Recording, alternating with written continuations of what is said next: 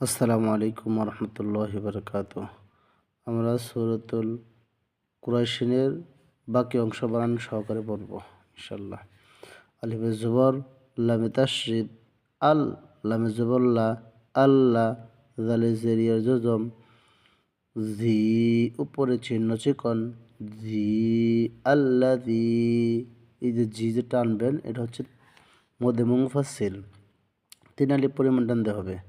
আল্লাযী, আলিফ জবর তর জজম, অত কলকলা হরফ, অত, আইন জবর আ, অত আ, মিমে জবর মা, অত আমা, হার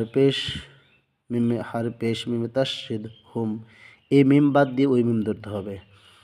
হার পেশ মিমে তাশরিদ হুম। الذي أطعمهم الذي أطعمهم মিম জের নুন জজম মিন জিমে পেশওয়া জজম জু আইন দুই জের আইন জু আইন মিউ জু আইন। এই আইন দিয়ে ওয়াও ধরা যাবে, যেমন আইনে জের ওয়ার তাশরিদ ইউ, ইউ ওয়ার জবর ওয়া, ইউ ওয়া মিউ জু ইউ ওয়া।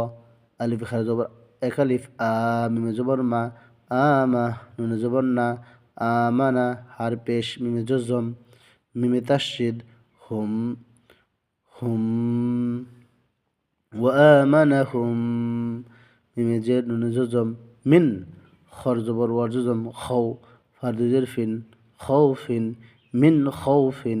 মিন হলো কি জন্য? এখানে মিন হলো, আবার এখানে মিউ হলো। মিউ হচ্ছে ইকফার কায়দা, আর এখানে হচ্ছে মিন ইজহারের কায়দা। ইজহার স্পষ্ট করতে হয়, আর এখানে ইখফা গুন্নার সরে পড়তে হয়। ইজহার ইকফা চিনব কেমনে? ইজহার হচ্ছে হামজাহা আইন হা গয়ন খ, নুন সাকিন বা তান মিনের পরে যদি হামজাহা আইন হা গয়ন খ আসে তাহলে হচ্ছে ইজহারের কায়দা। আর মিম সাকিন নুন সাকিন বা তান মিনের পরে যদি 15টা হরফ আসে, যেমন তা সা ঝিম দাল জাল জা সেন শিন সদ্দ ত জ ফা কফ খাফ, এগুলো যদি আসে তাহলে ওটা হচ্ছে ইকফার কায়দা। এর নাকের ভিতরে লুকায় গণ্যের সহিত পড়তে হয়।